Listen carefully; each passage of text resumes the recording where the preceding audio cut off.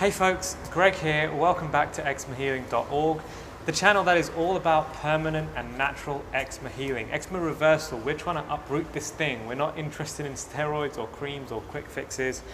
And in the last video, we spoke all about the emotional causes, the emotional reasons why adults get eczema. What's going on up here for why adults get plagued with eczema in their 20s, 30s, 40s. But this video is the other end of the spectrum. What happens if you're born with eczema? Are you destined for failure on your quest for eczema healing, for clear skin? Perhaps not. Let's get into it.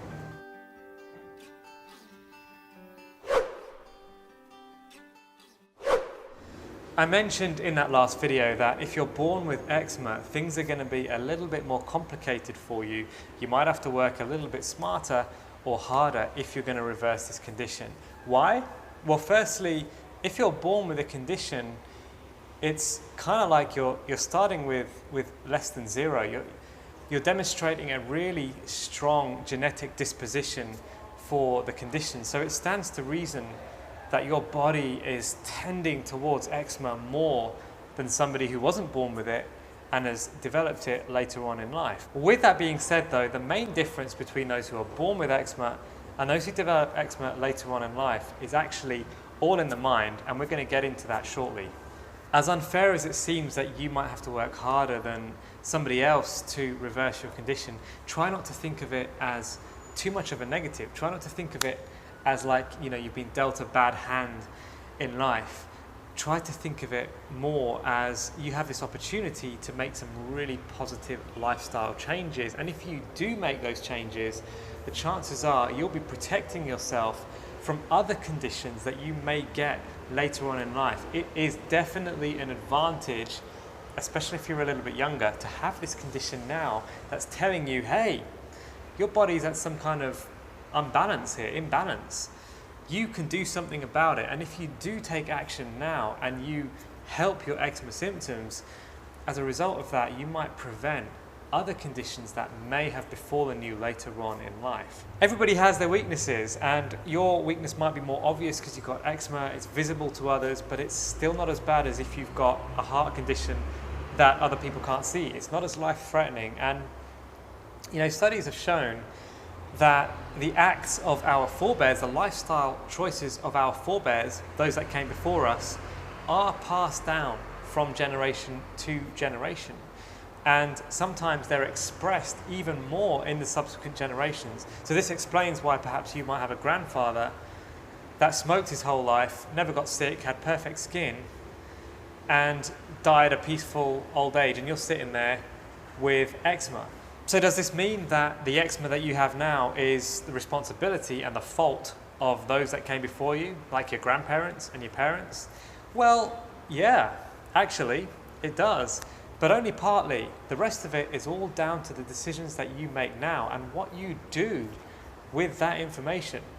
It stands to reason that you still have the majority say. And don't confuse environmental inheritance with genetic inheritance. I see these things confused all the time. And sometimes what we think is a genetic inheritance, what we think is something hereditary in our system, is actually an environmental inheritance. So we haven't necessarily inherited a disease, but we might have inherited a bunch of recipes, a way of eating, a lifestyle, friends that we might keep, a way of thinking, a level of physical activity. These are the things that we have probably had passed down environmentally to us from our parents. I've coached at least 5 people who were born with eczema and have made dramatic improvements to their skin through the lifestyle changes that we made for them. And it's important to remember, whether you were born with it or not, that your mindset now is really what makes the difference. I firmly believe that you have the majority say, regardless of your past, regardless of your genetics. Time has shown me that the people who have the right attitude, that spirit of positivity, the attitude of gratitude, that openness, that willingness to make a change, to learn, people that have that, regardless of their background, changes happen in their life. If they're willing to look outside of the box that they were born into, changes happen in their life. And you see this across all walks of life, all diseases, all suppressed people around the world, those that think outside the box that they were born into end up making miraculous, radical changes in their life. It all happens up here, and eczema is no different. There's a 10-kilometer climb here in Thailand close to me that I love to cycle up, and there are people around me that cycle up the climb so much faster than I do. I set a new personal best that I'm really proud of the other day of 42 minutes to go up this climb on my bike. And there are people that I see cycling all day going way faster than me. Some people even cycle less than 30 minutes up the same climb. And I know fully well that I'm probably never going to be as fast as them because my genetics won't allow for that, no matter how hard I train. But do I let that be a negative on me? Do I let that be like, so I'm just not going to bother training, I'm never going to be as good as them anyway? And you can just have this very negative, down spiraling viewpoint on the whole situation. Or you can look at those people and think, wow, look at what the human body is capable of. I'm going to feed on that energy, on that positivity. Understand that if they can do it, there's a high chance that I can too. There's a real chance. They've got legs, I've got legs. They've got a mind, I've got a mind. What's possible here? Let's go find out. Let's go train. Let's have a childlike sense of creativity and positivity with which I go out and see what's possible for myself. The people that do this, I'll admit that they are few and far between. Not everybody has this innate belief, ability to really make these changes that I'm talking about. But for those that do, for those that learn to lay aside all the weights that can so easily get in the way and weigh us down as we're trying to move forwards, those that put them down and say, hey, I'm just going to go and see what's out there. I'm going to go and see what's possible for my body. They heal. They get results. For those I've coached, when we've sat down and taken a step-by-step approach to the healing process, just taken one bite-sized piece at a time, it breaks the whole thing down. It all gets a lot less overwhelming, and an openness starts to come about within that person, and it's amazing to watch. It's amazing to watch the shackles fall away and the barriers fall away, and there's just more of a childlike innocence and willingness to take on new challenges, to learn, to really just remove these limits that they didn't realize before that they were putting on themselves. And you know, the sky's the limit after that. There really is no stopping what these people can do. Some of them go and run marathons, some of them go and run ultra marathons, do some really, really crazy stuff. Up sticks, move. I've met 2 or 3 people that I've coached here in Thailand because they were that eager to make lifestyle changes to get on this healing process fully as much as possible.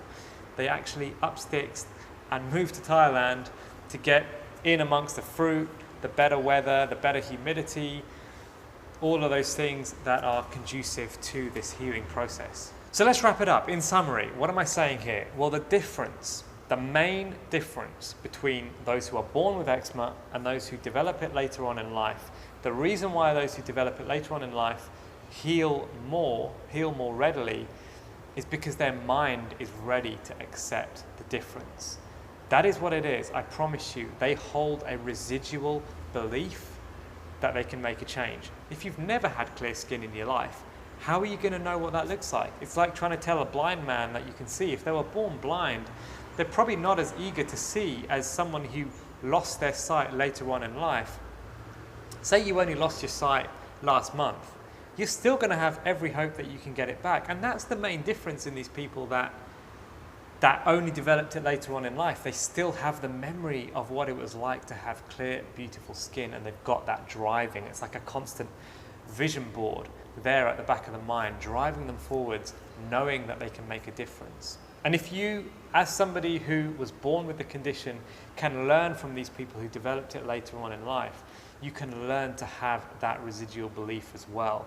And once you get on the healing program, you start to see how your body is responding positively to things that you're doing in a way that was different to when you were on the pharmaceuticals.